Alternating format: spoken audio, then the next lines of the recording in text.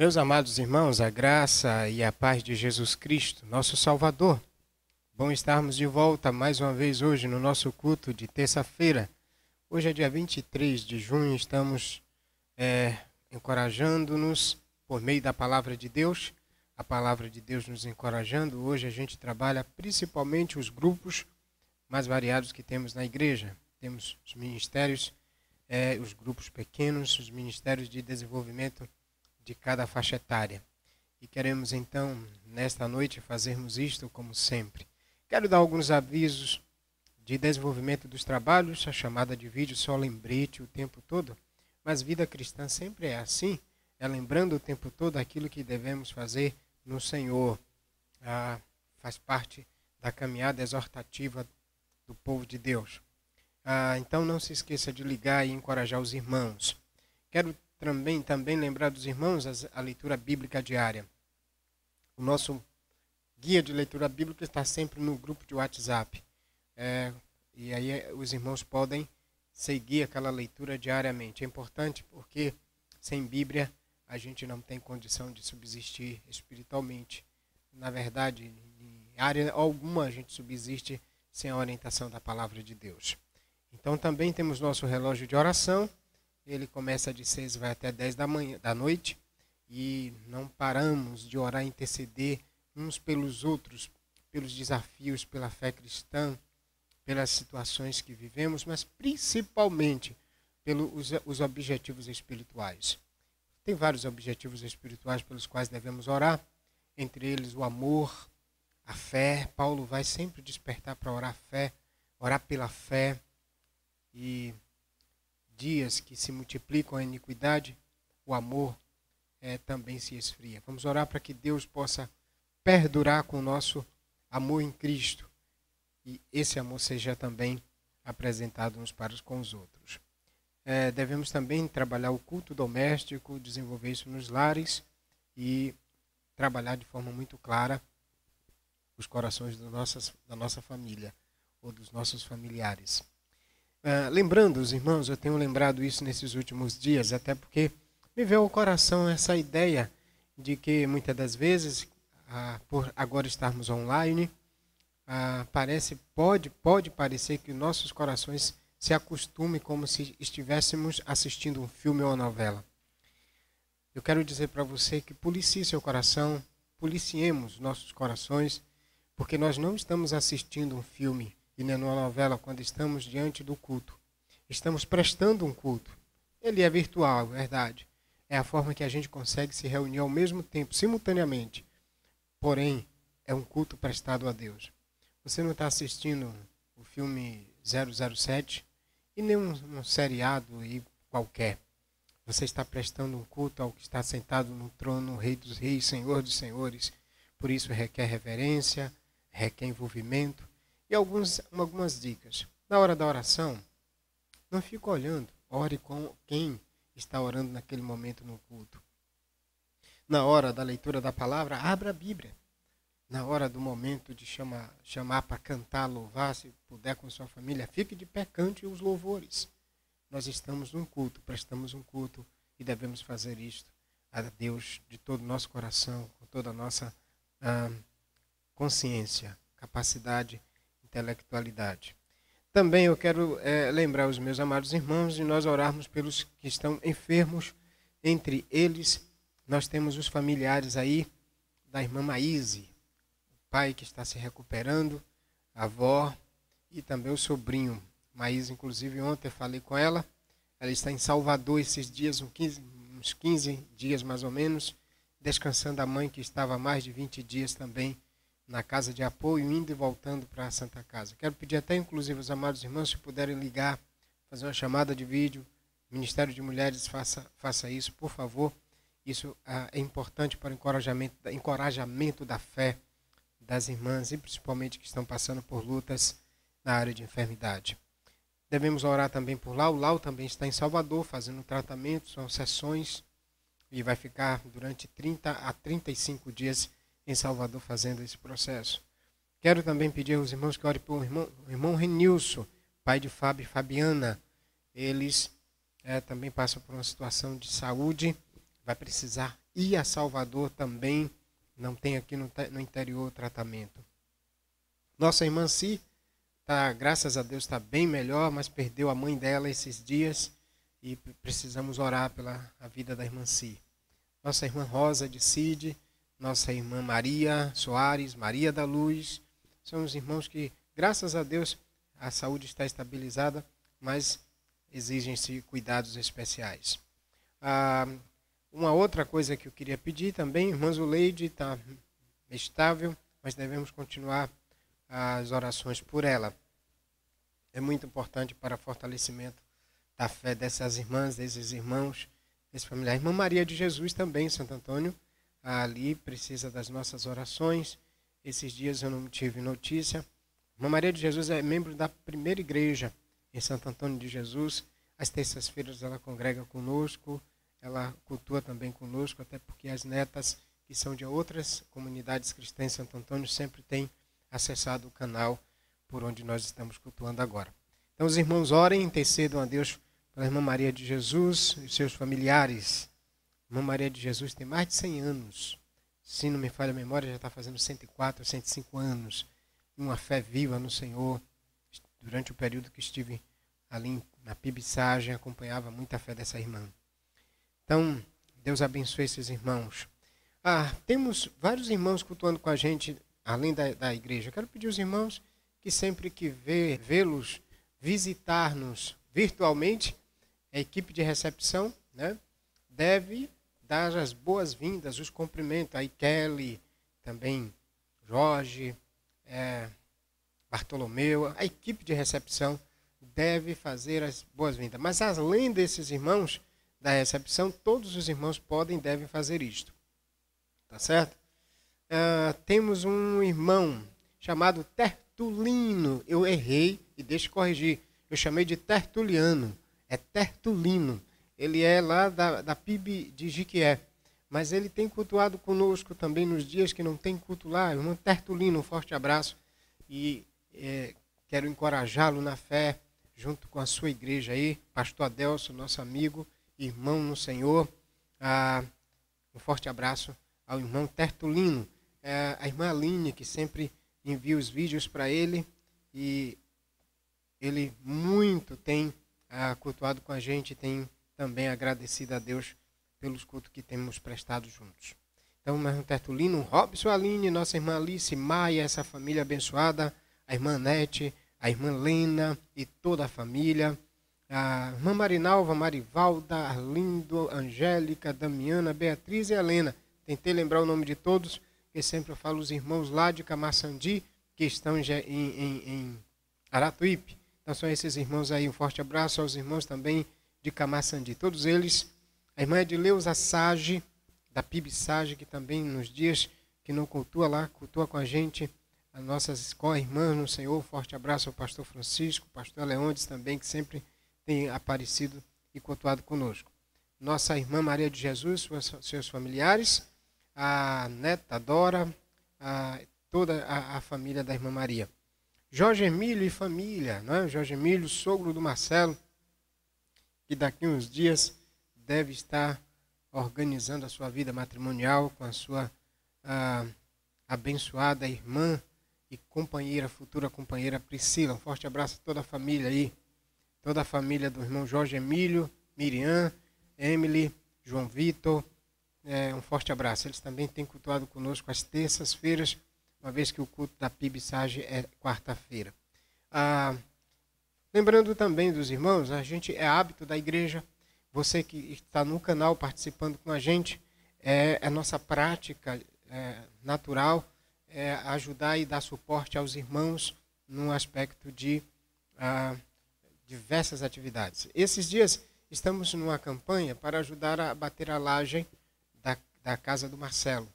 Então, quero pedir aos irmãos se organizem e vai ser batida a laje aproximadamente um mês que vem, né, Marcelo? Início do mês que vem. E como diante do processo da pandemia, as restrições, não vai se poder reunir as pessoas, então vai bater com a concreto pronto, né, Mar? Então, você que pode ajudar, queria pedir para que você, de forma especial, meus irmãos, no Senhor, pudesse trazer uma oferta, procurar a equipe da tesouraria, ou se você preferir, colocar no envelope de oferta para ajudar na construção e da casa para a laje de Marcelo, e aí a tesouraria vai identificar isso com muita naturalidade. Então, louvado seja Deus pela vida desses irmãos. Devemos encorajar também todos os outros. E eu quero agradecer aos irmãos pela forma como têm participado nas campanhas. A campanha dos alimentos.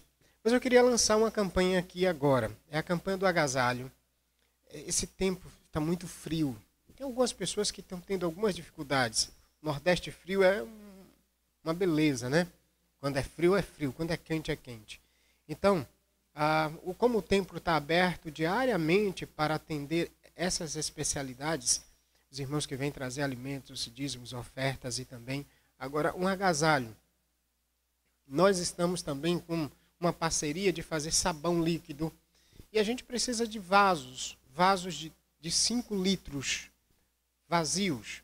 Se você, então, tem vasos de 5, de 4, de 2 litros vazios, eu vou pedir para que você traga também ao templo, quando vier trazer seus dízimos, sua oferta, o alimento também.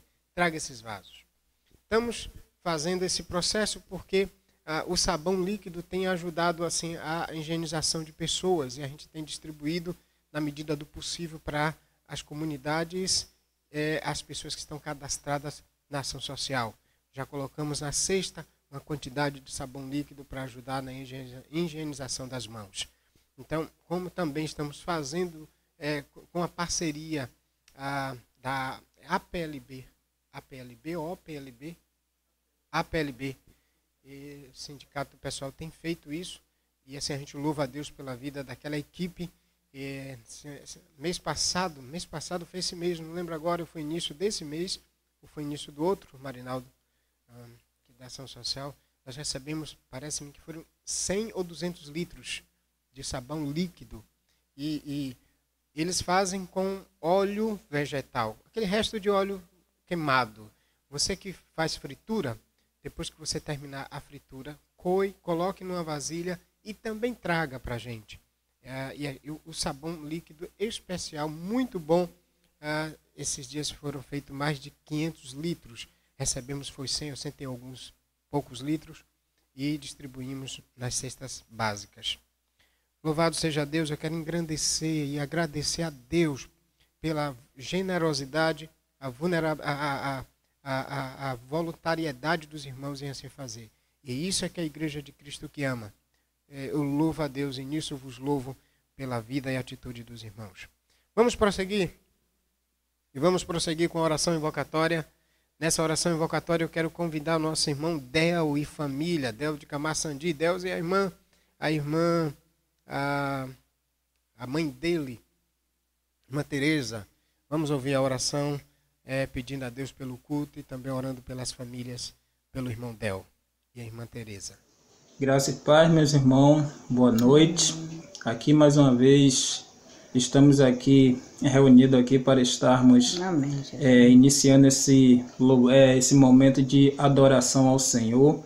Vamos estar assim orando para que o Senhor possa estar abençoando esse culto que está assim a ponto de se iniciar. Está assim orando por cada um de nossos familiares, para que o Senhor possa estar assim nos sustentando e nos dando todos os meios para suportar esse momento e passar glorificando e exaltando o nome do Senhor. Oremos.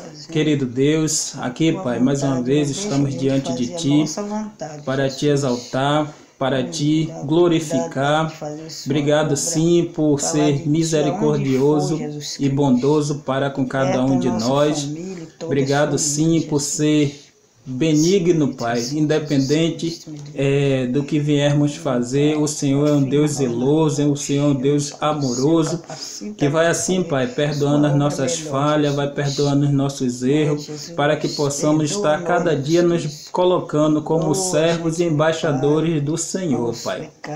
Vai assim abençoando, para que esse culto que vai se iniciar venha a ser só direcionado para o Senhor, todo louvor, toda adoração, coração toda palavra, Pai, que não venha do homem e sim que venha do Teu Santo Espírito, Pai. Sustenta aos Teus servos, sustenta cada um de nós, para que possamos estar assim fortalecidos no amor e na misericórdia do Senhor, Pai. Vai assim abençoando a cada um de nossos familiares, cada um de nossos irmãos, aqueles que estão passando por momentos de adversidade, aqueles que estão passando por momentos difíceis, Pai. Que o Senhor possa ser o consolo, que o Senhor possa estar assim sustentando, Pai, a fé, renovando para não esmorecer na caminhada, para não desanimar, porque o Senhor é o Deus protetor, é o Deus que nos orienta, é o Deus que nos sustenta e que nos dá todos os meios, Pai, para estar assim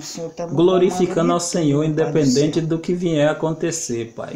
Muito obrigado, sim. Continua a nos guardar, continua assim a fortalecer, Pai. Porque, como a Tua palavra nos diz, não há nada que vier que vai nos separar do amor do Senhor. Então, temos que confiar nessa palavra e continuar perseverando e buscando mais e mais a presença do Senhor, Pai. Aqui nós Te glorificamos e Te exaltamos em nome de Jesus. Amém. E graças a Deus.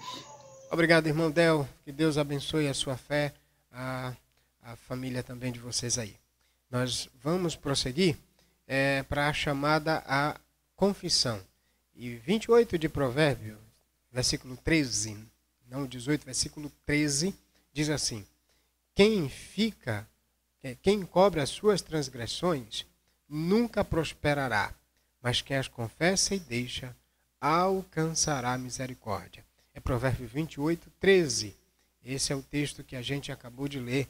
Nós vamos agora orar pedindo a Deus pelos nossos pecados. Baixe a sua cabeça agora e acompanhe Marcelo nessa oração de confissão e abandono de pecados.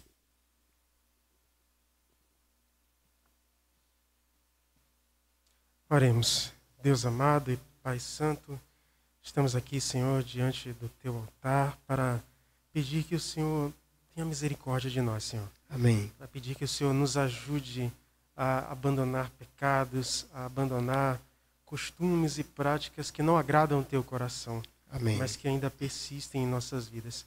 Que o Senhor tenha misericórdia de nós e nos ajude, que fortaleça o nosso coração para rejeitar o mundo e os seus manjares. Fortaleça o nosso coração para que ele não venha a fraquejar diante de tudo aquilo que nos torna vulneráveis. Amém. Que a nossa vida seja uma vida de santidade, uma vida separada do mundo e mais próxima do Teu Espírito, mais próxima do Teu Filho Jesus. Amém. Que no nome de Jesus, cada um de nós possa ser exemplo de verdadeiros cristãos onde quer que estejam, no seu lar, no seu trabalho, na sua comunidade, na igreja, que a imagem do Senhor seja resplandecida, seja vista no nosso semblante e nas nossas práticas diárias. Amém. Obrigado, Senhor. Assim nós oramos e pedimos a sua direção para este culto, no nome de Jesus. Amém. Amém. Ok, queridos. A chamada adoração, então, está no Salmo de número 146, de 1 a 2. Essa chamada adoração nos leva a adorar ao Senhor por meio de cântico e com as vidas consagradas a Ele. Diz assim o Salmo de número 146, 1 e 2. Aleluia! Ó minha alma, louva ao Senhor. Louvarei ao Senhor durante a minha vida. Cantarei louvores ao meu Deus enquanto viver. E nós o louvamos, porque em Deus nós estamos em segurança o tempo todo. Ele nos guarda, Ele nos dirige, Ele nos protege. Vamos cantar, adorando ao Senhor pela segurança que Ele nos faz ter, pela confiança que Ele nos faz ter na sua pessoa, pela sua bondade, pela sua misericórdia. Marcelo, hoje e nosso irmão Selmo vão nos conduzir no 375, segurança. Graça e paz, povo de Deus.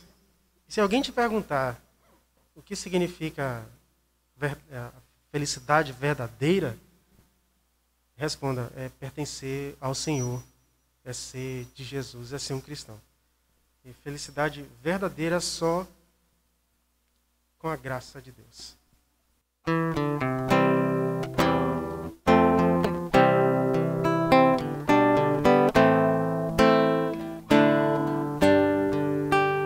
Vivo feliz, pois sou de Jesus, e já desfruto o gozo da luz. Sou por Jesus, herdeiro de Deus, Ele me leva à glória dos céus. Canta minha alma, canta ao Senhor, rende-lhe sempre ardente louvor. Canta minha alma, canta ao Senhor, rende-lhe sempre ardente louvor. Ao seu amor eu me submeti, e extasiado então me senti. Anjos descendo, trazendo dos céus, ecos das céus, a graça de Deus. Canta minha alma, canta ao Senhor, rende-lhe sempre ardente louvor. Canta minha alma, canta ao Senhor, rende-lhe sempre ardente louvor. Sempre vivendo em seu grande amor, me regozijo em meu Salvador. Esperançoso, vivo na luz, pela bondade do meu Jesus. Canta minha alma, canta ao Senhor, rende-lhe sempre ardente louvor. Canta minha alma, canta ao Senhor, rende-lhe sempre ardente louvor.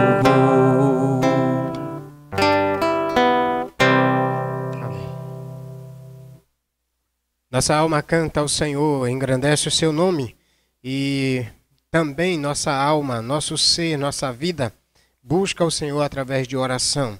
Nós teremos um instante de oração. Nesses momentos de oração nós vamos orar pelos diversos ministérios. Vou convidar aqui Marinaldo para orar pelos diversos ministérios, e logo em seguida nosso irmão Selmo vai orar por missões estaduais e eu vou orar pelos enfermos. Marinaldo, então, ora agora pelos grupos aí diversos, Mensageiros do Rei, Embaixadores do Rei, Ministério com Homens, MCM, também ministério mais variados da igreja, pedindo a direção do Senhor, Ministério Infantil também. Oremos. Senhor Deus, Pai Santo, Pai querido, nesta noite, Pai, nós te pedimos ao Teu Santo Espírito, Senhor, que possa conduzir cada ministério desta igreja, Pai. Amém. Grupo de homens, de mulheres, crianças, adolescentes, e que o Senhor possa conduzir, Pai, que essas pessoas possam ser os vasos nas suas mãos. Amém. E que nós possamos ser um instrumento de acordo à Tua vontade, Pai.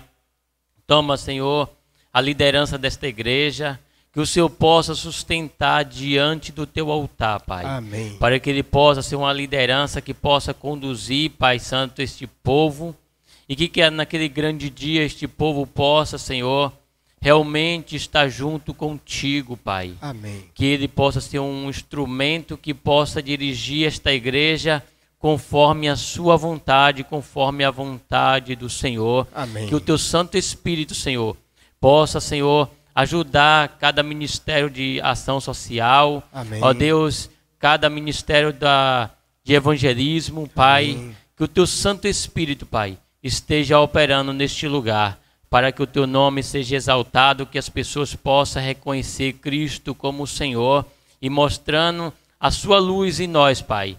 Que o povo possa ver o brilho do Teu Santo Espírito em nós, para a glória do Teu santo nome. Amém. Amém.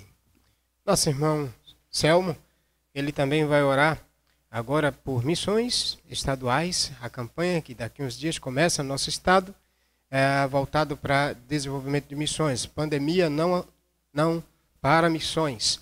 Nós vamos então orar por isso. Orar também, Selmo, pela congregação de Camaçandi, aqueles irmãos ali da comunidade de Jaguaripe, no distrito de Camaçandi. Amém. Vamos orar.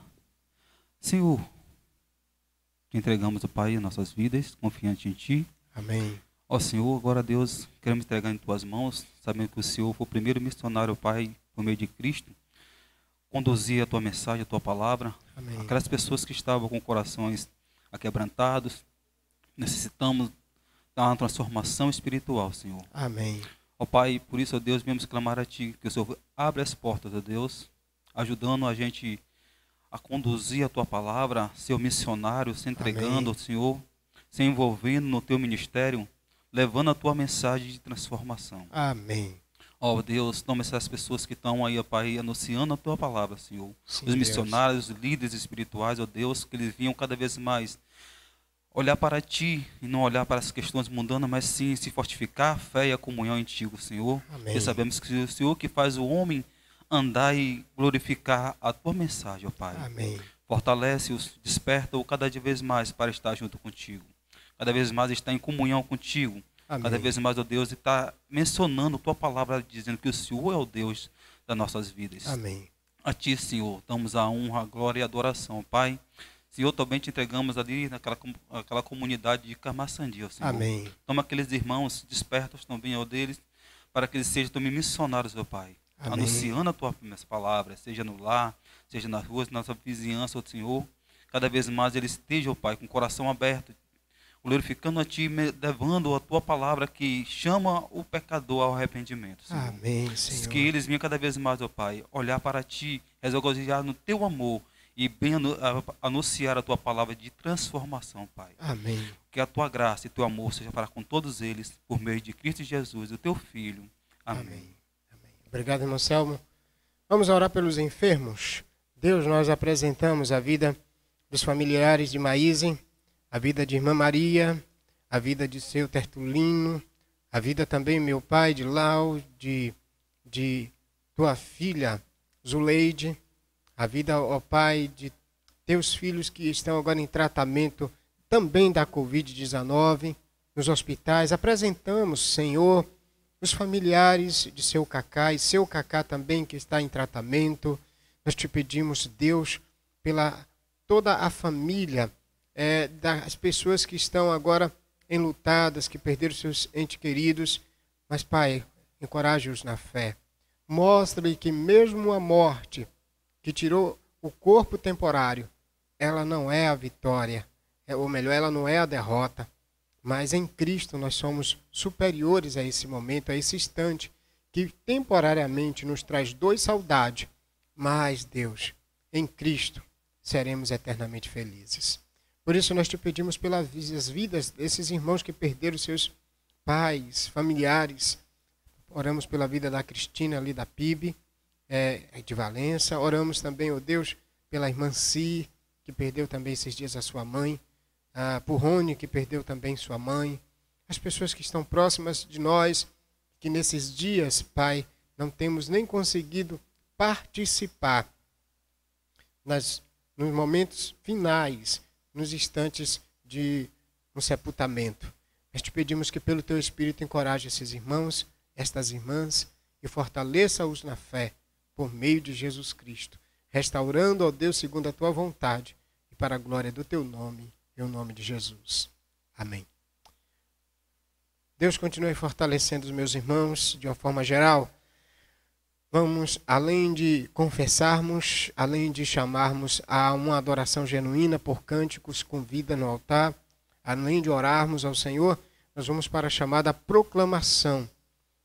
O texto bíblico de Salmo 19, verso 7, ele diz: a lei do Senhor é perfeita e restaura a alma. O testemunho do Senhor é fiel e dá sabedoria aos simples. Que agora possamos estar atentos à palavra do Senhor, os ensinos do Senhor, a exposição da sua palavra. E como falamos, nós vamos para a palavra do Senhor em 2 Timóteo, capítulo 1, de 1 a 18, embora hoje a gente vai fazer a parte 1, apenas a parte 1. Vou pedir mais uma vez meu irmão Marcelo para orar ao Senhor pela palavra que pregada será.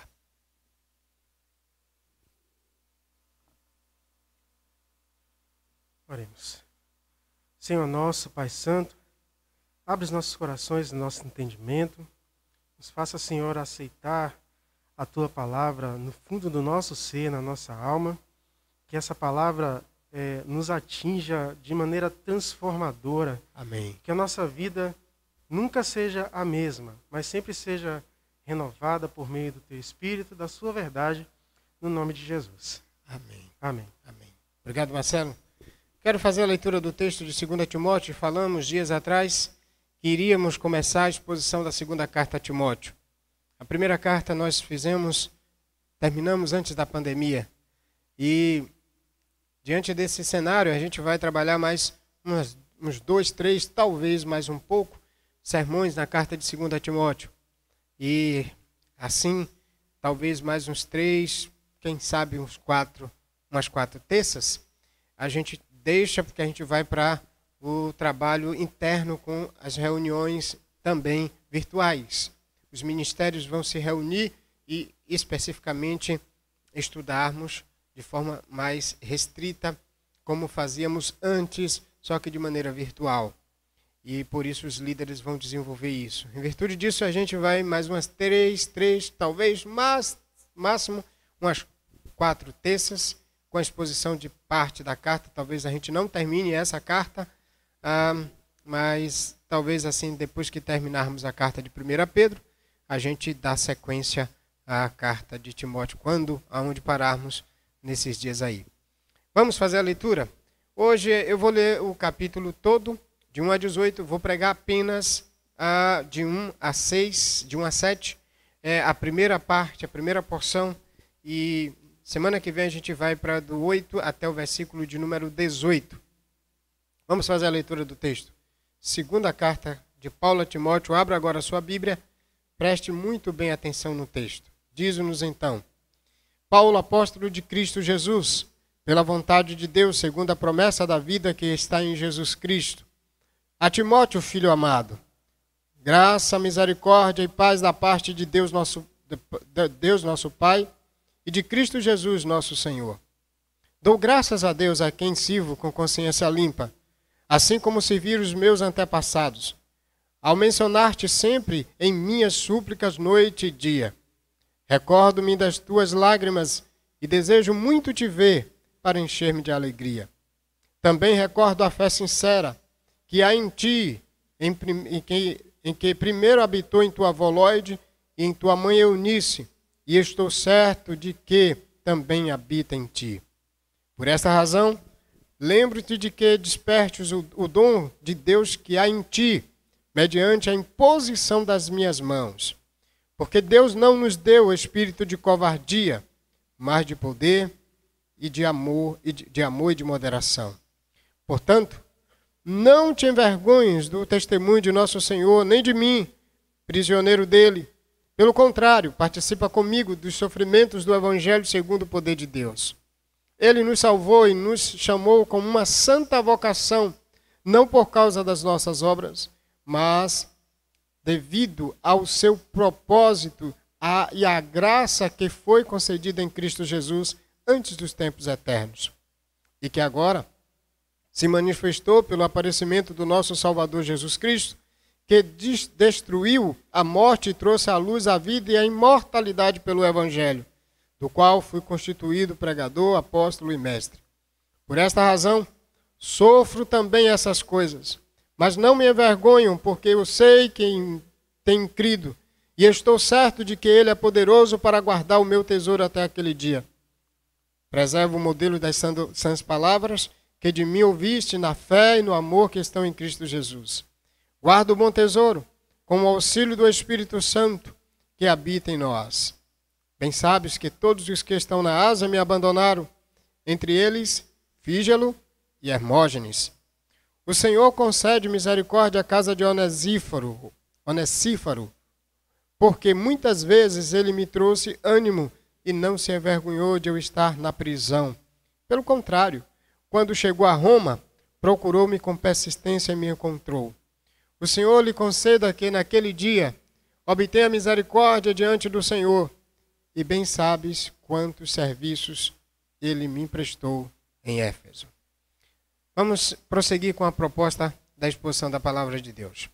Eu quero, antes de a gente desenvolver a grande ideia e as duas partes centrais, do verso 1 a verso 5, do verso 6 a verso 7, onde vai desenvolver a parte da proposta da grande ideia, porque as outras duas partes, de 8 a 11 e de 12 a 18, nós vamos ver dias posteriores, ou seja, de hoje a 8. O que é que nós temos então para entendermos a proposta desta carta? Primeiro, quem é o autor? Paulo é o autor desta carta. Versículo 1 vai ser bem claro que Paulo é quem escreve essa carta. E ele aqui se apresenta. Ele é Paulo, apóstolo de Jesus Cristo, pela vontade de Deus, segundo a promessa da vida que está em Jesus Cristo. A situação em que Paulo se encontra, no cenário da própria carta, dentro do cenário da própria carta, ele se apresenta como apóstolo pregador, mestre, conforme o versículo de número 11, mestre, pregador do Evangelho de Cristo, o qual concedeu a ele a imortalidade. E agora também a gente vai verificar que Paulo, ele, no cenário da carta, ele está preso, à luz do versículo de número 16 e 17 do capítulo 1. Olhe comigo, acompanhe com o texto. O Senhor concede misericórdia, 1,16. O Senhor concede misericórdia à casa de Onesíforo, porque muitas vezes ele me trouxe ânimo e não se envergonhou de eu estar na prisão. Pelo contrário, quando chegou a Roma, procurou-me com persistência e me encontrou. Ele vai destacar que Onesíforo não se envergonha do evangelho, dos sofrimentos, nem abandona, e vai visitá-lo quando ele está na prisão, na cidade de Roma. E nesse cenário, ele está preso por causa do evangelho. E por isso que exatamente ele vai dizer no versículo de número 8, porque portanto não te envergonhe do testemunho do nosso Senhor, nem de mim, prisioneiro dele. Pelo contrário, participa comigo dos sofrimentos do evangelho, segundo o poder de Deus. Mais uma vez o versículo 8 também diz que ele está preso. A prisão é em Roma. E é por causa do evangelho do que ele não se envergonhou. Mas anunciou com toda a sua vida. Faz jus àquilo que ele disse lá no livro de Atos, capítulo 20, verso 24. Em nada tenho a minha vida como preciosa para mim mesmo, conquanto que cumpre com alegria o ministério e a carreira que recebi do Senhor Jesus, para dar testemunho da graça, do nome, que é o nome do Senhor Jesus Cristo. Paulo, a gente já sabe. Esse Paulo é aquele camarada que se converteu no caminho de Damasco. E o Senhor Jesus Cristo tinha dito para ele que duro seria para ele enfrentar todos os sofrimentos por causa do Evangelho para levar o nome do Senhor. E aqui nessa carta ele está fazendo isso. Ele está preso, sofrendo as mais cruéis situações. Está numa prisão muito fria, numa das masmorras lá de Roma. Em um cenário que, inclusive, está passando um período de inverno muito significativo. Se você observar o capítulo 4, ele pede a Timóteo, que é o seu filho na fé, para quem ele vai escrever daqui a pouco, a gente disserta ou descreve algumas coisas sobre ele. E no capítulo 4, versículo de número 9, ele diz: procura visitar-me em breve, pois Demas, por amar este mundo, me abandonou e partiu para Tessalônica. Crescente foi para a Galácia, Tito para a Dalmácia. Só Lucas está comigo. Toma Marcos e traze contigo, pois ele é muito útil para o ministério. Mandei Tíquico para Éfeso. Quando vieres, traze-me a capa que deixei em Troade, na casa de Carpo, e os livros e principalmente os pergaminhos. Olha o que ele pede para trazer a capa. Provavelmente o sistema de inverno, inclusive lá na segunda carta, na carta de Tito, também vai dizer que ele estava no período de inverno. E ele pede então, dentro daquele cenário, doente. Paulo tem um espinho na carne, não se esqueça disso. Doente, muito doente, mas está preso numa masmorra fria. E de lá vai sair para o martírio, ou seja, vai ser martirizado. Encontramos também na carta que ele está sofrendo muito, passando muitas lutas. A gente vai encontrar 9 vezes a ideia de sofre comigo.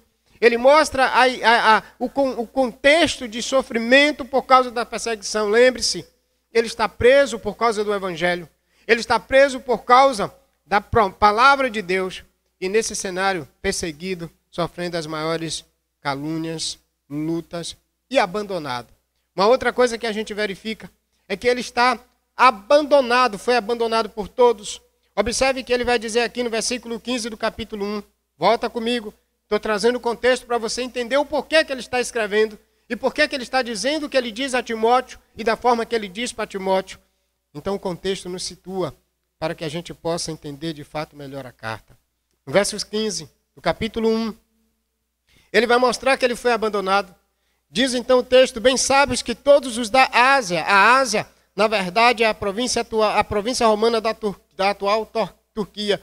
Então ele está, Timóteo está na capital da Ásia, de onde ele vai mandar chamá-lo, na cidade de Éfeso. Era a maior cidade, uma das maiores cidades no contexto da Ásia Menor. E aí ele diz que todos os da Ásia tinham abandonado. Inclusive ele cita 2 camaradas e me abandonaram, entre eles, no versículo 15, Fígelo e Hermógenes. Paulo está sozinho, preso, abandonado. Alguns outros irmãos estão conseguindo fazer essa visitação a ele na prisão, mas provavelmente até alguns com medo e por isso fugindo, abandonando, a semelhança desse verso 15. Se você observar também no capítulo 4, já lido por nós, no versículo 9, ele pede a Timóteo para visitá-lo de forma breve. E ele diz: procura visitar-me em breve. E a ideia de rápido. Ele está prestes a morrer, ele está passando muito sofrimento, provavelmente com muito frio, era um período de inverno. E a gente vai encontrar que ele vai dizer: pois Demas, por amar este mundo, abandonou-me. Olha aqui o começo da carta, ele diz que está sendo abandonado. No final da carta também ele diz que está sendo abandonado. Então é um camarada que está preso, passando por sofrimento das maiores perseguições, está enfrentando vários falsos mestres, inclusive está num processo de julgamento. Então abandonado, sendo julgado, numa prisão fria, num cenário completamente de torturas e sofrimentos. Observe que, inclusive, ele é injustiçado por um camarada chamado de Alexandre. Provavelmente seja aquele Alexandre lá do capítulo 18 e 19 do livro de Atos. Veja então, capítulo 4, versículo de número 14, diz: Alexandre, que trabalha com bronze, prejudicou-me bastante. O Senhor lhe retribua segundo as suas acusações, as suas ações. Tenhas muito cuidado com ele, pois resistiu muito às nossas palavras, está dizendo a Timóteo. Na minha primeira defesa, ninguém me ajudou. Pelo contrário, todos me desampararam, que isto não lhe seja acordado. Então Paulo é um camarada que está passando as maiores dores, é um cenário de perseguição, é um cenário de falsos mestres, é um cenário de abandono. Inclusive, se você observar quando ele fala no capítulo 4, nesse cenário de abandono, versículo de número 10, ele diz, pede a Timóteo que venha no verso 9 o mais rápido possível. E no verso 10 ele diz: pois Demas. Deixa eu fazer uma pergunta aqui, até para trazer um esclarecimento muito significativo. Demas era companheiro de Paulo de viagem missionária. Se você for lá para Filemon, no versículo 23, vai lá comigo. Filemon está no Novo Testamento, fica bem logo após o cenário, antes do cenário, depois da carta de Timóteo. E a gente vai observar que Filemon, que fica logo após Tito, no versículo 23 e o versículo de número 24, olha o que ele vai dizer. Epáfras, meu companheiro de prisão, essa é outra carta da prisão, em Cristo Jesus te cumprimenta. Assim como Marcos, olha a relação de nomes, Aristarco, Demas e Lucas, meus cooperadores. Observe, Demas, Lucas, Aristarco e Marcos eram companheiros, cooperadores de Paulo. Agora volta para o capítulo 4, versículo de número 10. Pois Demas, por amar este mundo, abandonou-me. Ele partiu para Tessalônica.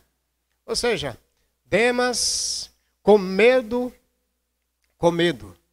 dos martírios, das mortes, pelo Império Romano, que agora estava sendo proporcionado. Ele está preso em Roma. E Demas abandona. Era cooperador. Então o que é que nós temos? Um cenário de abandono.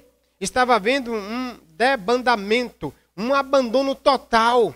dos crentes com medo da morte, com medo do martírio, com medo de ser preso. E por isso a expressão sofre como bom soldado de Cristo. Ele está dizendo isso. Para quem Paulo está escrevendo? Ou para quem Paulo escreve? Segundo capítulo 1, versículo 2, também ele vai dizer: a Timóteo, filho amado, graça, misericórdia e paz da parte de Deus Pai e de Cristo Jesus nosso Senhor. Ele está escrevendo para Timóteo. Deixe-me trazer uma breve palavra sobre Timóteo. Timóteo é aquele camarada que em Atos 14, 13 e 14, faz parte da primeira viagem missionária de Paulo. Embora ainda não convertido, ou talvez ainda não acompanhando o apóstolo Paulo, porque ele só vai ser mencionado como companheiro de Paulo no capítulo 16 de Atos. No capítulo 16 de Atos ele é também desenvolvido e vai acompanhar Paulo, a mãe crente judia, o pai grego, segundo o texto do capítulo 16 do livro de Atos. E Paulo então vai trabalhar e chamá-lo para que ele seja companheiro de jornada missionária. Então Timóteo se converte na primeira jornada, primeira viagem missionária de Paulo, no cenário da primeira viagem. Agora no cenário da segunda viagem missionária, Paulo chama ele para ser companheiro. E depois ele vai fazer parte da terceira viagem. E ele vai fazer parte também até Roma. Ele vai desenvolver o evangelho. Portanto, Timóteo é um filho na fé. E o texto vai aqui, inclusive, dizer a Timóteo, filho amado. A relação de Paulo e Timóteo no cenário da carta é uma relação de pai e filha espiritualmente falando. E Paulo tinha uma intimidade muito grande com os familiares, tanto é que fala e relembra a fé de Timóteo, que estava na mãe e que estava também na avó, conforme a partir do versículo 3 e 5 veremos daqui a pouquinho. E aí Timóteo está num cenário de perseguição, de abandono, e de fato, quando ele começa a carta, no verso 15, ele diz: pois bem sabe que todos os da Ásia me abandonaram. Onde é que Timóteo está? À luz de 1 Timóteo 1, versículo 3, Paulo foi para a cidade, para Macedônia, e deixou Timóteo, 1 Timóteo 1,3, deixou Timóteo em Éfeso. E agora ele está chamando Timóteo de Éfeso, provavelmente por ser um dos seus grandes companheiros de jornada missionária, que é mencionado nas cartas aos Coríntios e outras cartas, inclusive, se não me falha a memória, ele escreve também algumas cartas co-participando com Paulo, e é um camarada de confiança. Só que agora Timóteo está desencorajado e provavelmente querendo abandonar o barco diante dos abandonos, diante da perseguição, no cenário de falsos mestres, e que vão, assim, desentoar um grande sofrimento nesse contexto. O que é que aqui a gente vai, então, verificar? Ele está desencorajado, mas ele era um cristão muito sério, tinha uma fé sincera, está agora sendo chamado por Paulo para ser encorajado. Ele precisava de vir de Éfeso às pressas, porque Paulo também está prestes a morrer, à luz do capítulo 4, versículo 6 e versículo 7. E a gente encontra Paulo dizendo: vem depressa, porque eu já estou prestes a bater a caçuleta. No Nordeste aqui, bater a caçuleta significa morrer, fisicamente falando. Ele diz no capítulo 4, verso 6, quanto a mim, já estou sendo derramado como oferta e libação. O tempo da minha partida está próximo. Mas ele diz para Timóteo, que está pensando em desistir: combati o bom combate, acabei a carreira e guardei a fé. O que é que esse pai está fazendo com esse filho? Ele está encorajando a não desistir. Ele está ensinando a Timóteo, mesmo diante do cenário de tortura, de morte e de abandono: fica firme, meu filho, fica firme na fé. Essa carta tem muito a dizer para nós nessa noite. E até onde a gente vai nos capítulos, até onde a gente vai, esses capítulos vão nos ensinar verdades profundas, como toda a Escritura, toda a palavra de Deus faz. Sempre verdades profundas.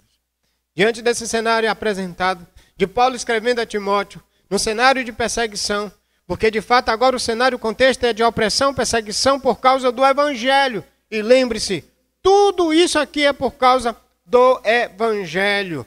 Paulo preso, escreve para Timóteo e visitá-lo na prisão. Ele está prestes a morrer. Timóteo está pensando em desistir, está querendo parar. E talvez nessa noite esse Evangelho pregado por meio da carta de Timóteo a mim e a você vai encorajar muitos que estão de quarentena, já abandonando a fé, que nem mais se vê como evangélico no Senhor. como cristão no Senhor. Essa carta tem muito a nos ensinar e ela vai nos ensinar. E eu queria fazer uma proposta para você, vou fazer essa proposta agora. Eu quero trazer a grande ideia, a proposta da grande ideia do capítulo 1 todo. Porém, não vou pregar o capítulo 1 todo. Eu vou pregar apenas os versículos de 1 a 6, ou melhor, de 1 a 7. Por quê? Porque a carta ela tem uma estrutura muito fantástica. Ela vai trazer encorajamento seguido de exortação. Ela vai trazer ensino seguido de exortação para a prática desse ensino. E diante do cenário de desencorajamento de Timóteo, ele precisava entender esta verdade. Qual é a grande ideia? Qual é a grande ideia do capítulo 1, de 1 a 18? O servo de Cristo guarda a palavra e a fé em Deus, apesar das oposições. Anote comigo. O servo de Cristo guarda a palavra e a fé em Deus, apesar das oposições. E é isso que agora a gente vai precisar entender. Anotou a grande ideia? Ela vai estar aqui. E logo em seguida, os aspectos das teses, os pontos das teses que Paulo vai defender esse princípio da grande ideia que o servo de Cristo guarda a palavra e a fé em Deus, apesar das oposições. Como podemos então entender essa verdade? De duas maneiras hoje.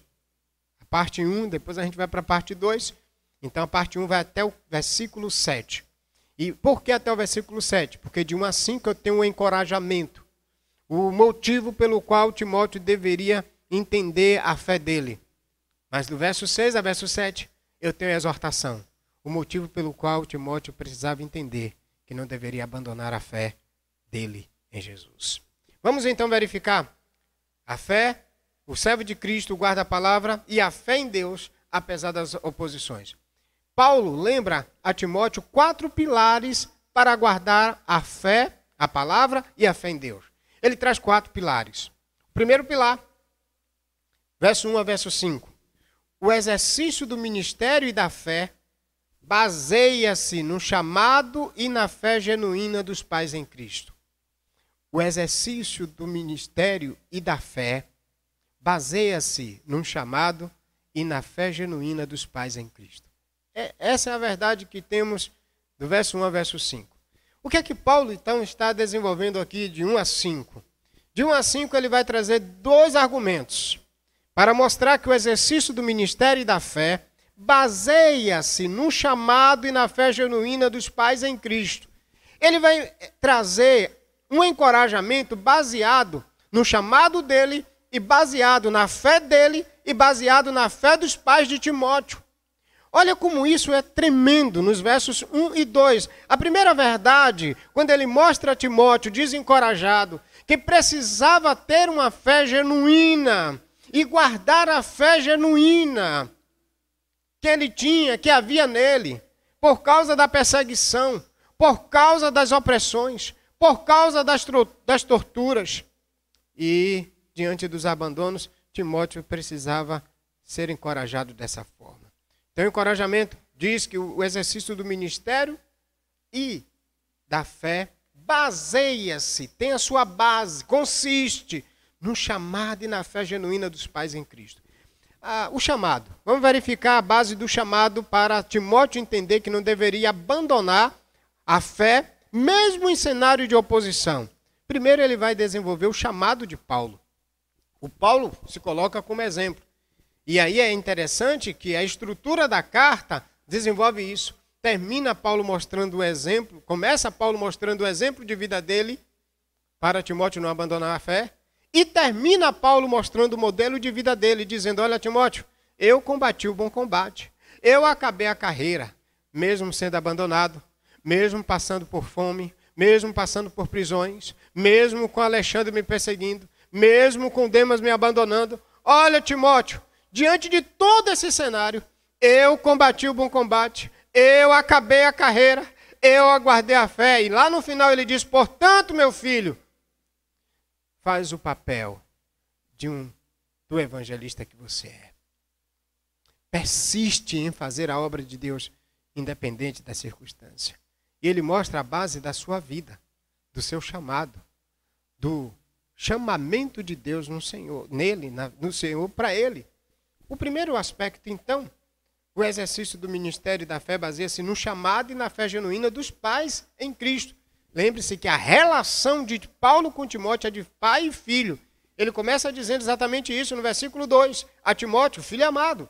E agora ele vai mostrar como um pai encoraja um filho para viver na fé em tempo de pandemia, em tempo de perseguição, em tempo de prisão, em tempo de abandono, em tempo de mortes, em tempo de martírio.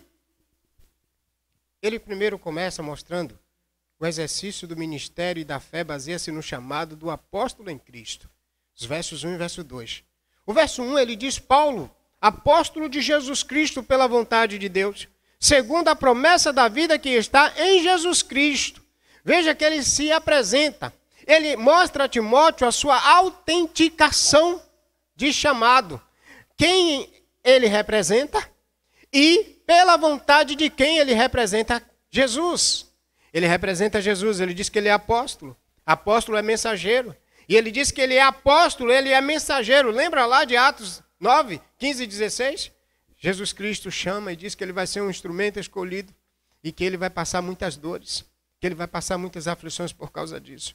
E aqui agora ele está dizendo, olha, eu sou um chamado de Jesus Cristo. Eu sou um mensageiro de Jesus Cristo, Timóteo. E olha, eu sou mensageiro de Jesus Cristo, Timóteo, pela vontade de Deus. E aqui ele traz uma ideia muito interessante, a ideia de desejo. Deus o desejou, Deus o aprovou. E ele está dizendo, Timóteo, você também é um aprovado. E lembre-se, um obreiro aprovado, um servo aprovado, um crente convertido, um crente eleito em Deus. Ele não abandona a fé, ele não revoga a fé, ele não desiste. Lembra daquele termo que a gente estudou no livro de Abacuque? O justo, mesmo diante do juízo, ele viverá da fé. Aqui Timóteo está sendo encorajado pelo modelo e exemplo do chamado. Ele vai fazer isso também na porção segunda que a gente vai verificar. Aqui Paulo está dizendo, Timóteo, veja quem eu sou. Eu sou um obreiro aprovado por Deus, Timóteo. Eu sou desejado por Deus para ser mensageiro de Jesus Cristo. Paulo então está mostrando que o exercício do ministério da fé baseia-se no chamado da fé genuína dos pais em Cristo. Ele está dizendo, olha Timóteo, quem eu sou e por que eu sou um mensageiro de Jesus Cristo, independente da circunstância. Portanto, o que é que a gente tem aqui? Paulo é um obreiro aprovado. E ele vai escrever para Timóteo, que é seu filho na fé. Qual o desejo de Paulo em relação ao seu filho na fé? O jovem pastor Timóteo, ele desejava que ele fosse um obreiro aprovado por Deus, como Paulo é aprovado, porque Paulo está dizendo, eu sou obreiro de Jesus Cristo, e eu sou aprovado, desejado por Deus. Aí faz jus aquilo que ele vai falar no capítulo 2, 15. Procura apresentar-te como obreiro aprovado, que não tem de que se envergonhar, porque eu, Timóteo, não me envergonho do Evangelho. Não me envergonho nem dos sofrimentos do Evangelho, por causa dos sofrimentos, por causa das perdas. Vou morrer, inclusive, Timóteo. Estou perto de morrer. Mas eu não me envergonho, ou seja, eu não abandono o Evangelho de Jesus Cristo. Então veja que o desejo de Paulo em relação ao seu filho na fé é que ele fosse um obreiro aprovado como ele era. Mensageiro de Jesus Cristo e pela vontade de Deus, o desejo de Deus autenticado, aprovado por Deus. E ele está dizendo, olha, o obreiro aprovado por Deus é aquele que é mensageiro de Jesus Cristo e apenas transmite a mensagem de Jesus Cristo. Por isso que ele vai dizer que o obreiro aprovado por Deus é aquele que maneja bem a palavra da verdade. Ele está querendo então dizer a Timóteo, encorajando a Timóteo a ser um obreiro que anunciasse apenas o Evangelho de Cristo, mesmo apesar das oposições. Mesmo e apesar dos sofrimentos, das angústias que eles estão passando. Outra verdade aqui outra verdade nesse texto, são os recursos divinos para encorajar Timóteo. Primeiro ele mostra que ele é aprovado por Deus. mensageiro de Jesus Cristo, desejado por Deus, e que Timóteo deveria também ser assim.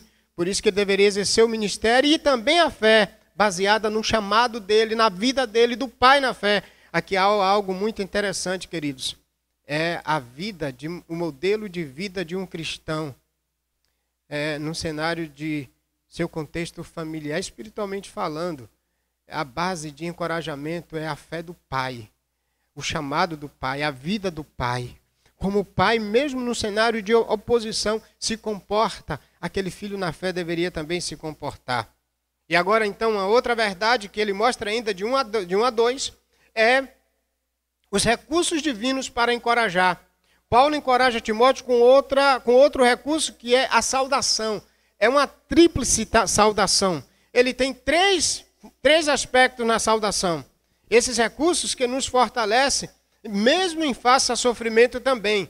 Quais são os recursos que Paulo, no encorajamento, mostrando o seu modelo de chamado, mostrando o seu ministério aprovado por Deus, ele vai saudar aquele filho que está passando por batalha, semelhante a ele, está passando por sofrimento, pensando em desistir. Ele vai dizer: graça, paz e misericórdia. Essa saudação tem 3 aspectos. Primeiro é graça. É uma saudação grega. E graça é o resultado de quem está posicionado em Cristo. Graça é exatamente a ideia de quem, por meio de onde nós fomos posicionados em Cristo. É pela graça, lembra lá na carta aos Efésios? Pela graça sois salvos. Então a graça, essa saudação leva a Timóteo o aspecto da sua salvação. Lembra, Timóteo, que você foi salvo. Mas esse mesmo recurso que nos salvou de Cristo, a graça, por meio de onde Cristo nos salvou, é também um recurso que nos capacita em meio a tribulações e lutas. Irmãos, e como a gente precisa da graça em meio às aflições. Nós não somos capazes. Nós não temos poder. Nós não somos superstar. Nesses dias estão discutindo quem é o super cientista, quem é o super infectologista, quem é o super economista, quem é o super governante. Mas nós não pensamos dessa forma. Nós pensamos que somos energúmeros, pecadores, desprovidos de tudo. Se não fosse a graça de Deus. E Paulo sabia disso. Paulo, no momento em que ele ora a Deus 3 vezes pedindo o espinho na carne, Paulo ouve de Deus: a minha graça te basta. A graça que salva é a graça que capacita. A graça que restaura é a graça que encoraja. Paulo está dizendo a Timóteo: graça, Timóteo. Em meio a sofrimento, irmãos, em meio a angústias, em meio a dores, em meio a perda, a você que perdeu um ente querido, a você que está passando a agonia desse estresse, a você que de repente está deprimido e oprimido dentro de um quarto, a graça de Deus é suficiente, tanto para salvar, quanto para encorajar, tanto para tirar das trevas, quanto para nos conduzir até a cidade santa, até a nova Jerusalém, durante todo o nosso tempo de peregrinação. A minha graça te basta. Quando Paulo orou, pedindo para tirar o espinho na carne, foi isso que ele ouviu de Deus. E Paulo está dizendo a Timóteo: graça, graça para você, Timóteo, em tempo de abandono, em tempo de sofrimento, em tempo de angústia. Um outro aspecto da saudação é a paz. E, de fato, em dias de abandono, de sofrimento, de opressão, de perseguição, de falsos mestres, paz é uma saudação grega, uma saudação hebraica. E a ideia aqui é de tranquilidade e bem-estar geral. Como ter bem-estar geral em dias de abandono, em dias de perseguição, em dias de lutas, em dias de provações? Só por causa da posição em Cristo isso é possível. Então, graça, paz. Um bem-estar geral para você, Timóteo, em meio a essas lutas que você está enfrentando como eu estou. Mas finalmente ele termina a saudação dizendo: misericórdia, bondade e a boa vontade ao miserável aflito. Ele está dizendo: olha, para a gente que está em aflição, para a gente que está sofrendo como um bom soldado de Cristo, que a bondade e a boa vontade de Deus ao aflito e miserável seja com você, filho. Irmãos, não tenham dúvidas, em meio de lutas e provações, a graça de Deus nos é suficiente. A paz de Deus tranquiliza nossos corações. E a misericórdia do Senhor é a vontade a miseráveis pecadores e aflitos como nós. O que é que nós então entendemos aqui Paulo ele vai mostrar que o exercício do ministério e da fé baseia-se no chamado e na fé genuína dos pais em Cristo. E o primeiro argumento para ele mostrar é que o chamado dele encoraja Timóteo para viver uma fé genuína com o tríplice encorajamento, graça, paz e misericórdia. Em terceiro, a partir do versículo 3 até o versículo 5, ele vai trazer agora o argumento da fé genuína nos pais. Paulo mostra o primeiro argumento. Timóteo, veja o chamado do seu pai na fé. O segundo argumento, veja agora também a fé de seu pai na fé e veja a fé da sua mãe e da sua avó. É o encorajamento. Mais adiante eu vou trabalhar isso. Mas às vezes a gente fica procurando recursos para encorajar filhos na fé. E Paulo está deixando claro aqui os recursos divinos para encorajar filhos na fé. Filhos tanto que nasceu no lar, o filho que você adquiriu pela pregação do Evangelho. E o segundo argumento para mostrar que o exercício do ministério baseia-se no chamado, a gente já viu o chamado, agora baseia-se na fé genuína dos pais. A fé genuína dos pais, ele vai descrever a partir do verso 3. Ele diz, dou graças. Olha algumas expressões interessantes das convicções de fé de Paulo, dos pais de Lloyd e de Eunice. Veja, dou graças, ele ora a Deus. E quando ele ora, ele diz, a quem sirvo com consciência limpa, com fé sincera, assim como servir os meus antepassados. Ele está falando de onde ele herdou a história de fé dele, dos patriarcas, provavelmente ali a linhagem de Abraão, Isaac e Jacó, e os patriarcas que permaneceram na fé. E ele vai dizer, a quem sirvo? Ele está dizendo, eu sirvo com consciência limpa, com a fé sincera. E os pais deles, a quem ele, por meio de onde ele entendeu o Evangelho, serviram os meus antepassados, ao mencionar-te sempre em minhas súplicas, noite e dia. Agora, depois que ele mostra a Timóteo a fé sincera dele, baseada na fé dos pais dele, ele vai dizer, recordo-me das tuas lágrimas e desejo muito te ver para encher-me de alegria. Ele lembra de Timóteo nos momentos da caminhada missionária, primeira jornada, segunda jornada, terceira jornada, provavelmente ainda até a caminhada a Roma. E ele diz, lembro dia e noite das lágrimas que você desenvolveu. É uma forma de dizer assim, Timóteo, lembra daquela fé. Lembra do choro, do pranto que passamos juntos por causa do Evangelho. Eu lembro, Timóteo, da sua fé genuína. Eu lembro, Timóteo, do Evangelho em você. Agora ele vai mostrar isso de uma maneira mais contundente. Quando ele diz, recordo das tuas lágrimas, desejo muito te ver para encher-me de alegria. Por isso que ele diz no 4, verso 9, vem depressa e traz os pergaminhos, traz a capa, traz também os livros. Vem depressa, eu desejo muito te ver, porque eu lembro de você com a fé sincera. Também, olha o verso 5 agora. Recordo a fé sincera que há em ti, que primeiro habitou em tua avó Lloyd, em tua mãe Eunice, e estou certo que agora também habita em ti. Ou estou certo de que também habita em ti. Sirvo a Deus com consciência limpa, fé sincera. Semelhante aos meus antepassados, fé sincera. Recordo da tua fé sincera, por meio das tuas lágrimas. Também recordo dessa fé agora sincera de ti, que primeiro habitou a fé sincera em Lloyd e também em Eunice. Ele diz, e agora estou certo de que habita em ti. Aqui ele está dizendo que o exercício do ministério e da fé baseia-se na fé dos pais em Cristo. Paulo disse, Timóteo, eu estou agora lembrando da minha fé, que herdei de meus pais.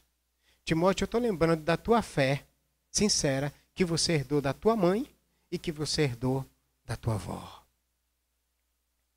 O exercício do ministério e da fé baseia-se na fé sincera dos pais em Cristo.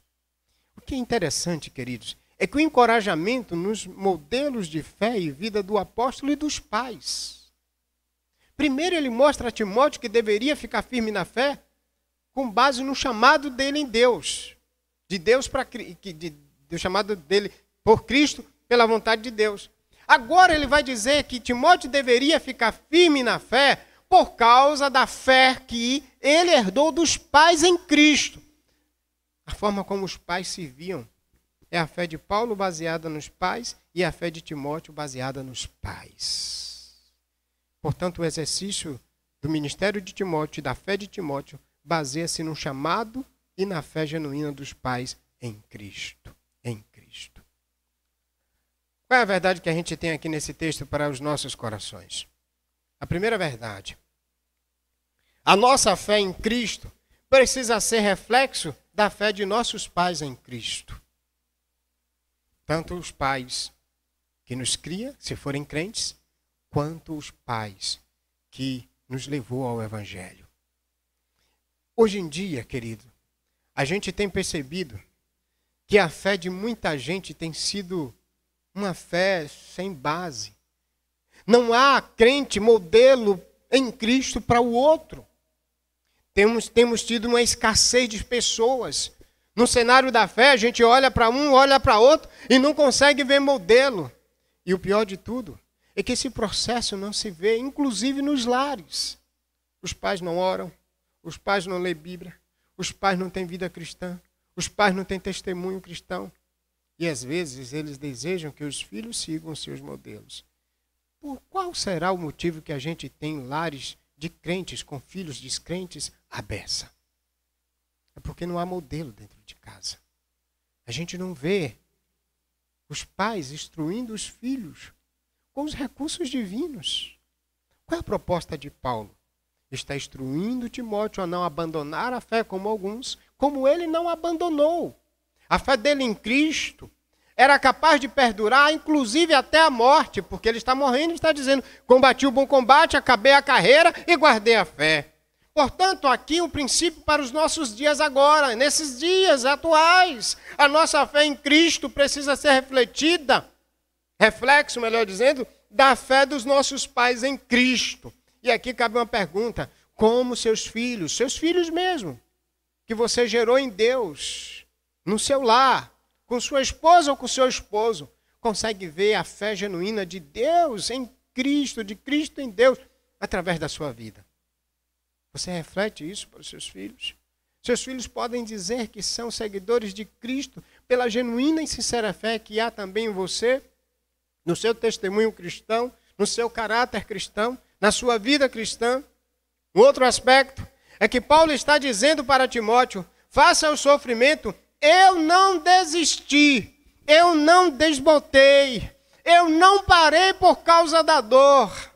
Que o nosso evangelho, para as pessoas com quem nós militamos na fé, possa transmitir a ideia de que a nossa fé não pode ser desconfigurada por causa de lutas, de sofrimentos, de aflições. Hoje eu falava com um pastor, e conversando com ele no telefone, ele me dizia que tinha alguns irmãos que estavam voltando para a igreja com medo por causa da situação da pandemia e estava regularizando a sua vida com Deus.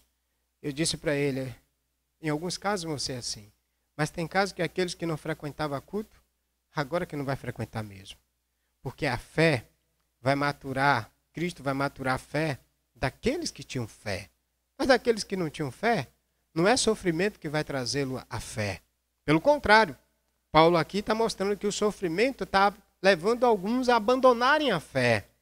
O que é que a gente precisa fazer? Precisamos ser modelos de crentes em Cristo, pelo poder de Cristo, com o recurso de Cristo, fortalecido na graça, fortalecido pela paz, fortalecido pela misericórdia, os recursos de Deus e Cristo, para que a gente encoraje outros, tanto os filhos que nascem em nossos lares, mas aqueles que também são gerados espiritualmente, aqueles que precisam agora da fé genuína no Senhor. Paulo está lembrando uma outra coisa, está lembrando a Timóteo que a mãe e a avó não fraquejaram. Timóteo, por que você não pode fraquejar? Primeiro, por causa do ministério de Cristo em mim e por causa da fé de Cristo nos seus pais e também nos meus pais. E aí ele está mostrando, veja, a sua mãe e a sua avó, Timóteo, tinham uma fé sincera, uma fé que não desbotava, uma fé que não perdia a cor. Quantas pessoas, por causa de lutas, de perseguições, de morte de ente querido, de situações como a que nós estamos vivendo, não tem mais aquela fé em Jesus? Talvez porque nunca teve. Talvez porque nunca foi um crente. E diante das circunstâncias, a gente agora só vai simplesmente constatar de que, de fato, não éramos. Um dia, uma pessoa me disse assim: pastor, a política corrompe as pessoas. O crente vai para a política, lá ele vai se corromper, ou em qualquer outro canto. Não acredito nisso. O meio não influencia o crente influencia o meio. Um crente que se desbota ou perde a fé, se desconfigura como Demas e os demais da Ásia, aqui no texto falam. É porque, na verdade, ele nunca teve fé. Ele desbotou, porque ele não entendeu. Caminhou. Tem muita gente acostumada na igreja. É um bom lugar. É um lugar social muito bonito. Pelo menos tem paz. Não tem guerra. Tem fofocas, de vez em quando. Tem umas briguinhas. Mas é mais tranquilo do que lá fora. E tem gente, então, acostumada na igreja. Mas eu quero dizer, igreja não é lugar para você se acostumar. Não é um clube social. Não é a ABB. Não é um SESI. Não é a praia de Cancún. Igreja é o local onde a gente estabelece a nossa fé, amadurece o nosso coração em Jesus. E Paulo, então, está dizendo: olha, Timóteo, não fraqueje, porque a tua mãe e a tua avó não fraquejaram. Quão importante a fé dos pais em Cristo para os filhos em Cristo. A fé dos pais em Cristo encorajam a fé dos filhos em Cristo. Em outras palavras, eu quero dizer para você, pai, para mim, pai, para nós pais, você mãe, nós pais, sejamos crentes de verdade. Nossos filhos precisam ver fé na gente, precisam ver fé em Cristo. Tem muitos filhos de crentes que não são crentes e passaram a vida toda na igreja. Que desperdício, que desserviço. A forma correta de encorajar a fé de nossos filhos em Cristo é mostrando a fé genuína em nosso viver. Essa é a forma correta. Portanto, eu queria também destacar um outro aspecto agora. Qual outro aspecto, pastor? Cuidado com o recurso que você está utilizando para encorajar a fé. Paulo não oferece uma boate gospel a Timóteo. Paulo não oferece um programa exuberante para Timóteo se segurar na fé. Hoje em dia, eu percebo que tem muita gente que, quando não consegue discipular os filhos, viver com os filhos na fé, ensinar a Bíblia, ensinar Jesus, aí a gente fica inventando o quê? Noite do pijama, boate gospel, atrás do trio elétrico, só não vai quem já morreu. Não, não é essa frase não que eu queria dizer. Ou seja, carnaval dos crentes, São João sem João com Cristo.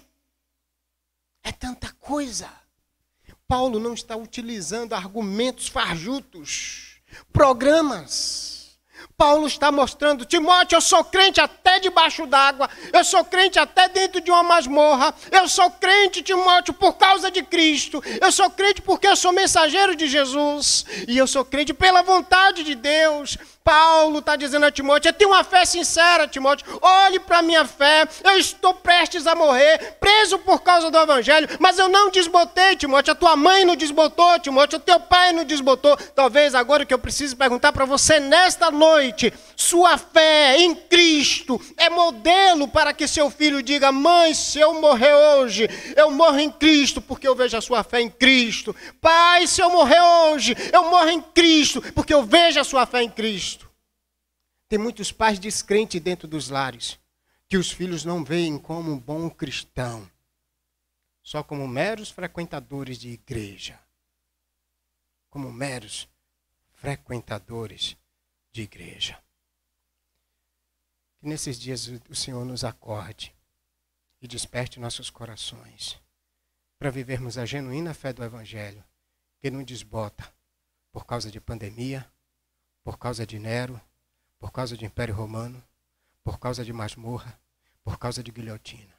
Paulo perdeu o pescoço, mas não perdeu a fé.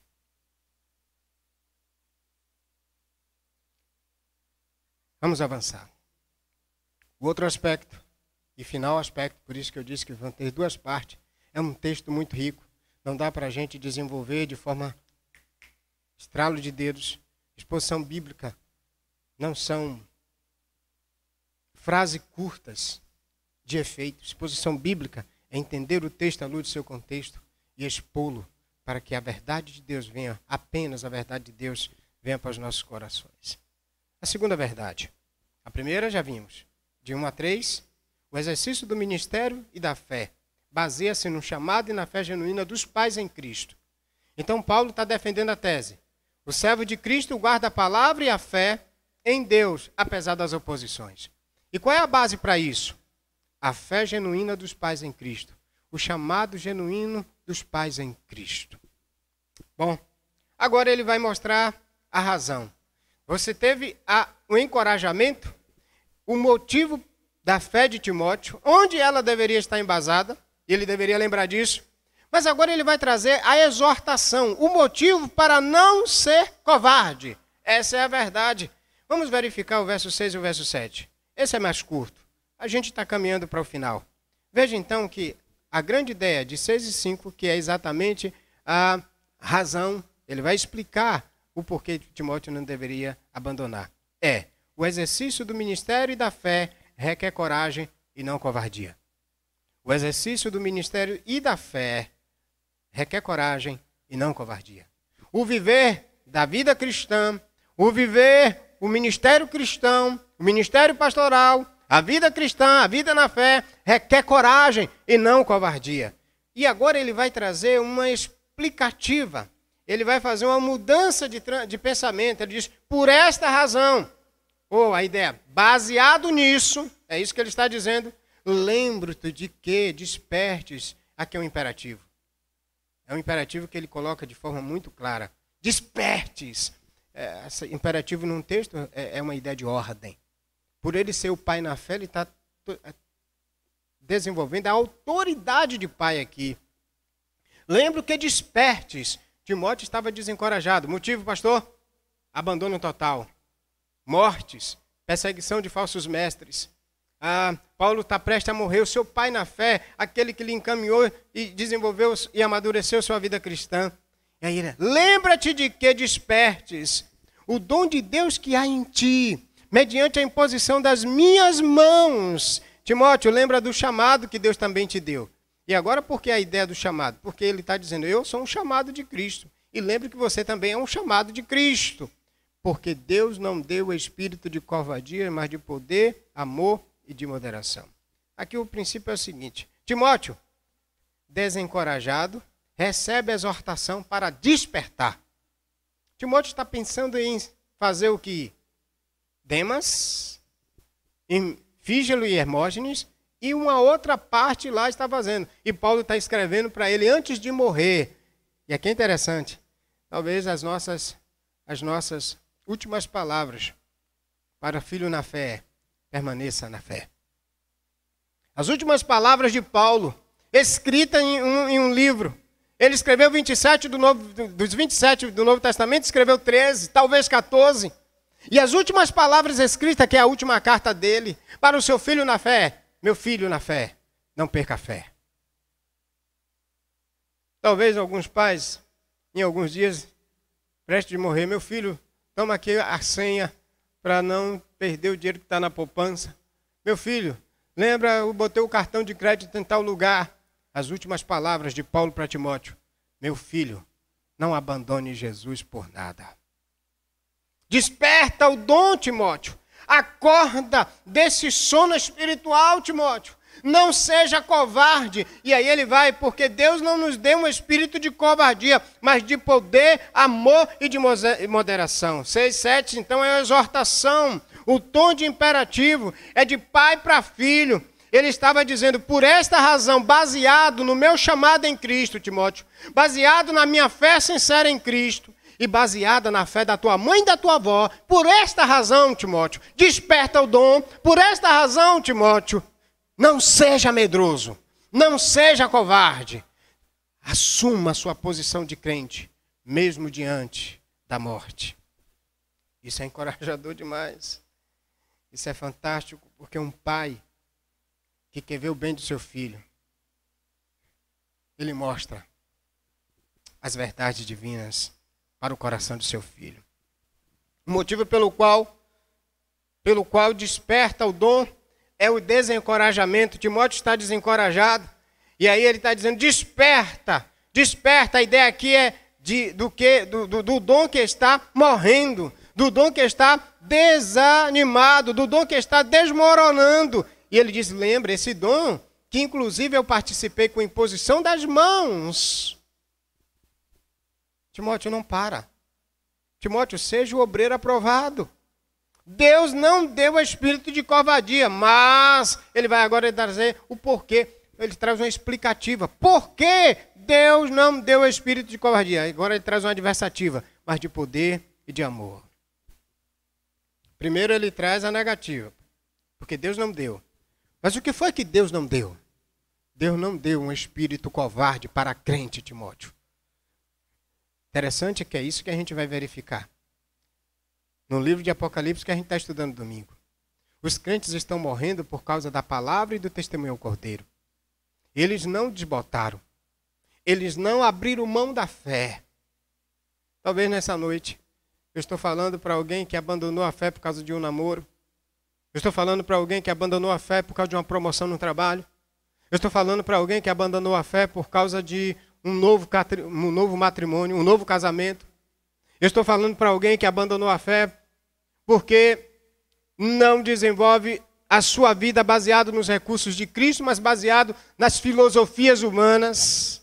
Deus, nessa noite, desperta nossos corações, a semelhança da exortação feita de Paulo a Timóteo, pela orientação de Cristo, a que a gente veja os recursos de Cristo. Então ele diz, Paulo diz a Timóteo, Deus não deu um espírito de covardia para você. A explicativa vem depois. Deus não deu espírito covarde. Motivo anterior. Qual o motivo anterior? A fé sincera de Paulo, dos antepassados de Paulo, dos antepassados do próprio Timóteo, a avó Lloyd e a mãe Eunice. Motivo posteriores. Por que Timóteo não deveria ser covarde? Por que Timóteo não deveria abandonar o dom que Deus deu para ele? Porque Deus não deu o espírito de covardia, mas de poder e de moderação. Ao invés de recuar, o crente em meio às lutas e às provações, ele avança, ele vai para frente. Ele vai para frente. Na carta aos Hebreus, a Bíblia fala que Deus, chamando os crentes que estavam sendo perseguidos a voltarem para o judaísmo, e Cristo vai dizer algo interessante para eles, na revelação dessa carta aos Hebreus. Eles estavam sendo tentados a voltarem atrás, a abandonarem a fé em Cristo por causa do judaísmo. E então, no capítulo 10, olhe comigo agora, versículo de número 37, 38 e 39, veja o que é que o Senhor vai dizer àqueles que estavam sendo pressionados a abandonarem a fé. E aí o Senhor vai dizer o seguinte, a partir do 35. Portanto, não jogueis fora a vossa confiança, ela vos trará uma grande recompensa, porque necessitais de perseverança, para que alcanceis a promessa, depois de haver de feito a vontade de Deus. 37. Pois aquele que vem virá dentro em breve, e não tardará, está falando de Cristo. 38. Mas o justo viverá da fé. Citação de Abacuque. Se recuar, a minha alma não se agrada nele. Olha o 39. Pois nós, porém, não somos dos que recuam ou abandonam para a destruição, mas sim dos que creem para a perseverança da vida. Não importa o cenário. A circunstância não muda a fé de crente. As circunstâncias autenticam a fé do crente. Não importa o momento, a dor, a aflição, a perda. Essas questões não desbotam, não desconfiguram a fé genuína do crente. Pelo contrário, autentica. Como podemos aplicar essas verdades aos nossos corações nessa noite? O exercício do ministério da fé requer coragem e não covardia. Como? Primeira verdade para os nossos corações aqui. Deus em Cristo requer fidelidade até a morte de seus filhos. Se for preciso morrer, morra pelo Evangelho. E aqui tem uma coisa que a gente precisa entender. O maior medo dos crentes hoje é da morte. Parece que ainda os crentes não entenderam o princípio da fé. Que todos aqueles que creem em Cristo, ainda que esteja morto, viverá. Que todos aqueles que creem em Cristo vão ser ressuscitados. Eu quero dizer para você esses dias, o meu coração está tão em paz. Mesmo com toda essa pandemia, meu coração está tão em paz. O meu desejo em Cristo, minha oração em Cristo, é que seu coração também esteja em paz esses dias. Não importa a luta, não importa a dor. Em Cristo nós estamos seguros. Em Cristo nós estamos protegidos. Timóteo não desbote. Timóteo não fraqueja.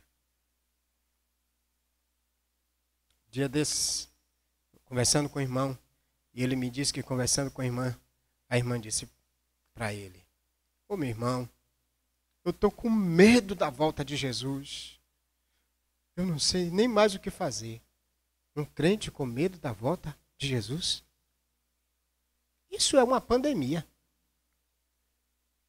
Jesus disse aos discípulos: não vos assusteis, não se turbe o vosso coração. No mundo tereis aflições. Tende bom ânimo. Eu venci. Eu venci. O verdadeiro encorajamento volta o nosso olhar para as verdades de Deus em nossa vida.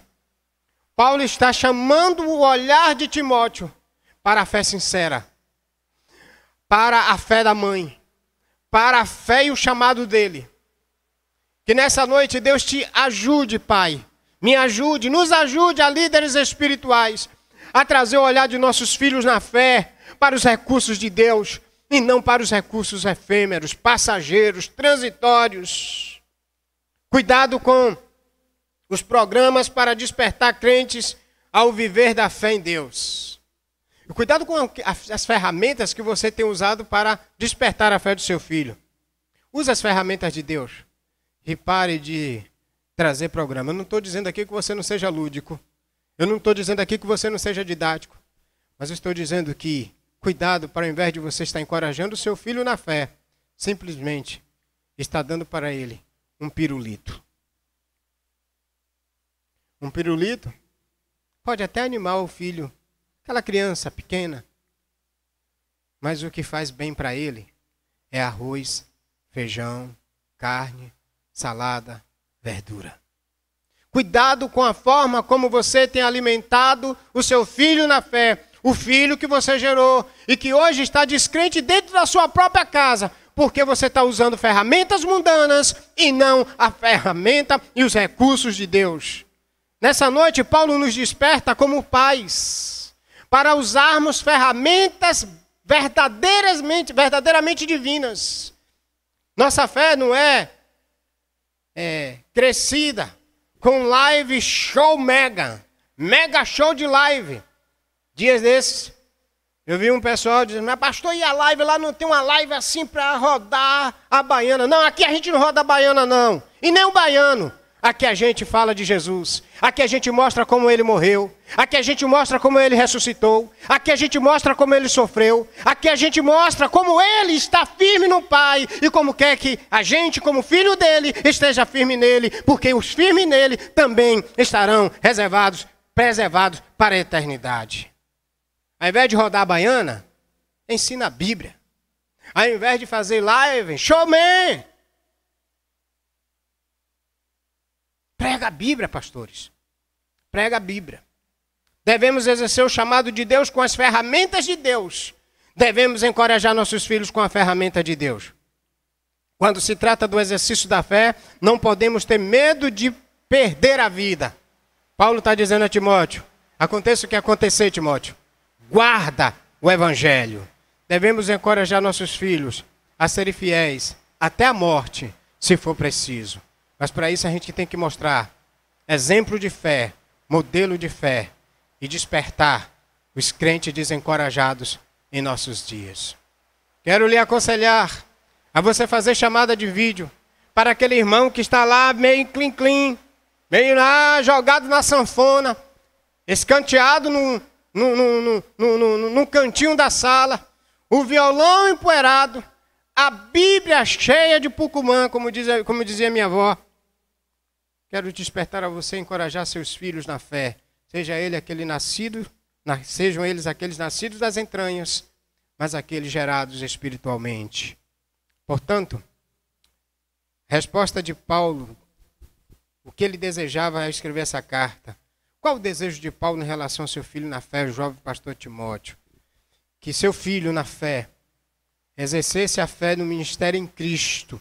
Faça o sofrimento como seus pais viveram a fé genuinamente.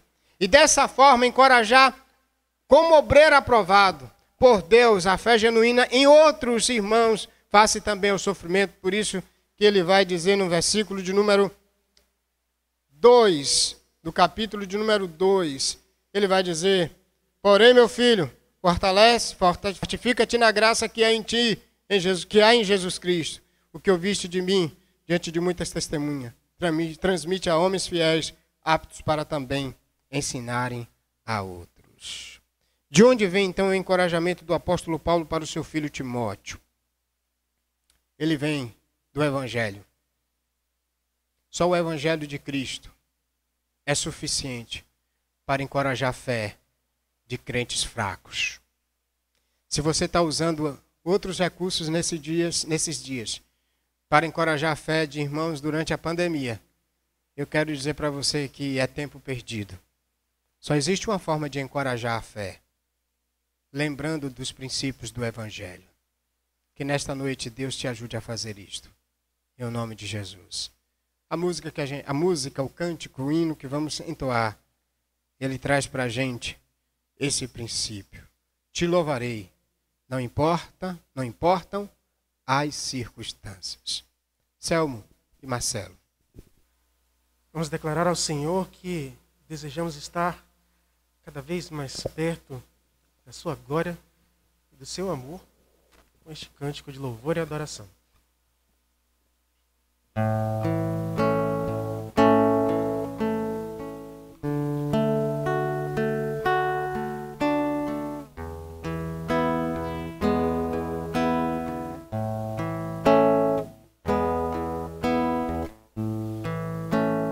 Perto quero estar,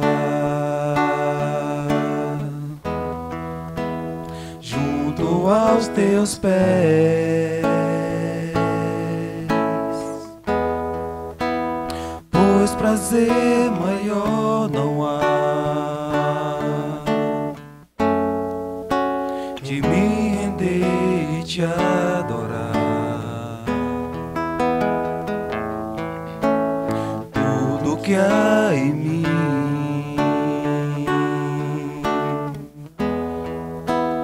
quero te ofertar,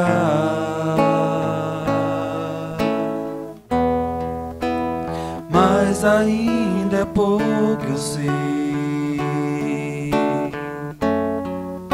Se comparado ao que eu ganhei, não sou apenas servo, teu amigo me tornei.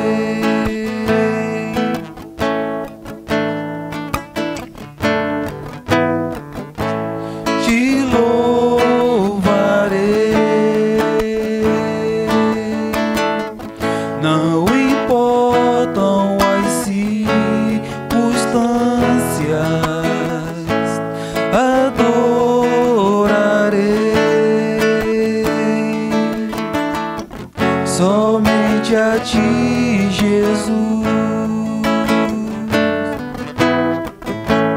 Te louvarei,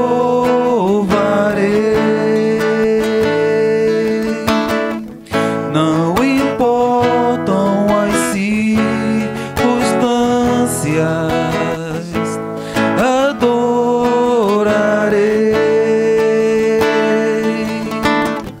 somente a ti, Jesus. Somente a ti, Jesus. Somente a ti, Jesus.